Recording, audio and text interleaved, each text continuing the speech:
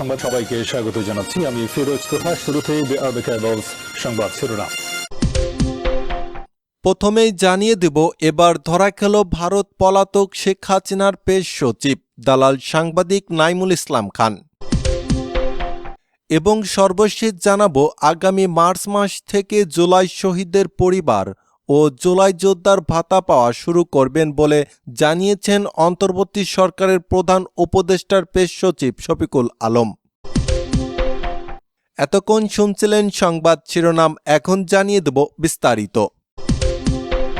নাইমুল ইসলাম খান দেশের গণমাধ্যমের এক আলোচিত, বিতর্কিত ও সমালোচিত অধ্যায়।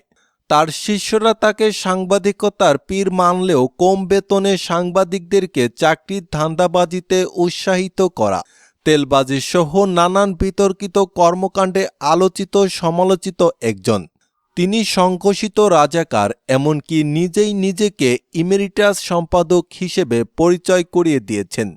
ইমেরিটাস স্ত্রীর সম্মানসূচক পদবি।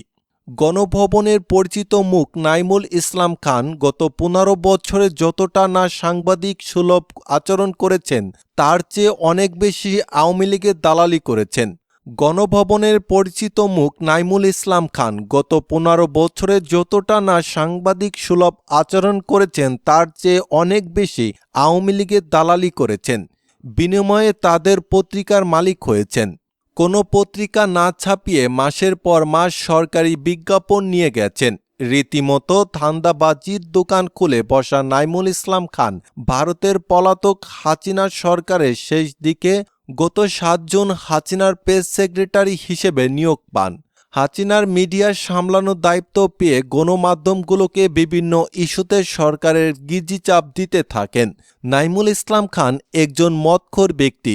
নিজের বাসায় তিনি নিয়মিত বিভিন্ন সাংবাদিকদের আমন্ত্রণ করে মদের আসর বসান এবং মদ পান করেন। একবার এক অনুষ্ঠানে মদ খেয়ে স্ত্রীর সাথে মাতলামি করে স্ত্রীর কাছে ক্ষমা চেয়ে সাংবাদিকদের শিরোনাম হয়েছিলেন নাইমুল ইসলাম খান। নাইমুল ইসলাম খান বিবাহ বহির্ভূত সম্পর্ক করেছেন বিতর্কিত লেখিকা তসলিমা নাসরিনের সাথে। তসলিমা নাসরিন দ্বিখণ্ডিত উপন্যাসে তিনি লিখেছেন, বিয়ে করে নাইম আমার বাড়িতে আসে। আমার শরীরের দিকে আমি বাধা দেই না। শরীরের সম্পর্কে দীর্ঘদিনের পুরুষ স্পর্শ শরীরটি নাইমের স্পর্শে কেমন তিরতির করে কেঁপে ওঠে। যৌবনকালে নাইমুল ইসলাম খান তাসলিমা নাসরিনের প্রেমে অন্ধ ছিলেন এবং তাকে বিয়েও করেছিলেন। তবে দ্বিখণ্ডিত উপন্যাসের মাধ্যমে আমরা জানতে পারি, ডিভোর্সের পরেও দ্বিতীয় নাসিমা খান মন্ত্রীর সাথে সম্পর্ক থাকাকালীন সময়েও তাসলিমা নাসরিনের সাথে অবৈধ সম্পর্কে জড়িয়েছিলেন বাটপার ও চরিত্রহীন নাইমুল ইসলাম খান। তখন যে সরকার ক্ষমতায় এসেছে, বিএনপি, সেনাবাহিনী বা আওয়ামী লীগ তাদের হয়ে কাজ করে সরকারি বিজ্ঞাপন ভাগিয়ে নিয়েছেন নাইমুল ইসলাম খান। নিজের প্রকাশিত দৈনিক পত্রিকাগুলো যেমন আমাদের নতুন সময়, আমাদের অর্থনীতি, আওয়ার টাইম ইত্যাদি পত্রিকাগুলো 5,000 কপির বেশি ছাপানো হয় না।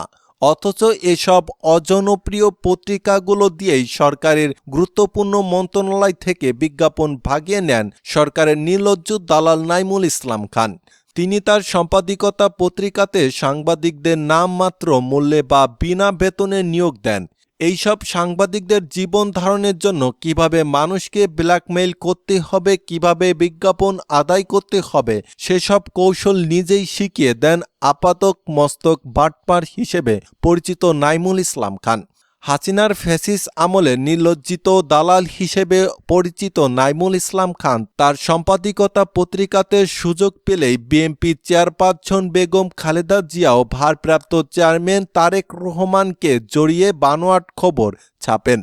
মেকআপের কারণে মুক্তি নিতে তিনি ঘণ্টা দেরি বেঁধে বেগম জিয়ার নিজের সম্পাদিত আমাদের সময়.com পোর্টালে এমন ভিত্তিহীন একটি খবর আপলোড করে আবার ডিলিট করে দিয়েছেন নাইমুল ইসলাম খান। তাছাড়া বিভিন্ন টক শোতে হাজির হয়ে সরকারের পক্ষে নগ্ন দলীয় করে দালালি সাংবাদিকতা জগতে নিজের শ্রেষ্ঠত্ব প্রমাণ করে চলেছেন নাইমুল ইসলাম খান। সবচেয়ে বড় প্রতারণা করেছিলেন ওয়েস্টিন হোটেলের মালিক ব্যবসায়ী নূর আলীর সাথে দৈনিক আমাদের সময় পত্রিকার মাধ্যমে। আমাদের সময়ে 12 কোটি টাকা খাটিয়ে মুনাফা পায়নি নূর আলী। নূর আলীর বরাতে বাংলা নিউজ এ প্রকাশিত এই সংবাদের দিকে আপনাদের দৃষ্টি দিতে চাই। এই সংবাদটি থেকে জানা যায় ২০ কোটি টাকায় পত্রিকাটি কিনে নাইমুল ইসলাম খান। এর তত্ত্বাবধানে গত ৮ মাসে আরও ১২ কোটি টাকা বিনিয়োগ করে কোনো লাভ পায়নি ব্যবসায়ী নূর আলী। নূর আলী বলেন, আমরা যখন পত্রিকাটি কিনি তখন নাইমুল ইসলাম খানের সাথে ৩টি শর্ত ছিল। শর্ত ছিল পত্রিকাটির ইমেজ বাড়িয়ে টপ র্যাঙ্কে নিয়ে যাওয়া, আর্থিকভাবে লাভ নিয়ে যাওয়া এবং প্রচার সংখ্যা বাড়ানো। কিন্তু লাভ তো দূরের কথা, শুধু লোকসানই হতে থাকলো। আমরা পত্রিকাটির মান ভালো করতে চাইলাম, পত্রিকাটির লাভ লোকসান দেখতে চাইলাম। বিষয়টি সম্পাদককে বলা হলো, কিন্তু তিনি তা করতে রাজি হলেন না, পছন্দ করলেন না। আমাদের সঙ্গে আলাপ না করে নাইমুল ইসলাম খান কাগজে বিজ্ঞাপন দিয়েছেন, মামলা করেছেন, প্রধানমন্ত্রীর হস্তক্ষেপ কামনা করেছেন, বলেছেন তার পত্রিকা ডাকাতি হয়ে যাচ্ছে। তার এই আচরণে আমরা বিস্মিত হয়েছি। নাইমুল ইসলাম খান তার নিজের হাতে পত্রিকাটি হত্যা করার চেষ্টা করেছেন। এই রিপোর্টের থেকে আরও জানা যায়, নূর আলীর সাথে পত্রিকা শিয়ার নিউজ জালিয়াতি করেছিলেন নাইমুল ইসলাম খান।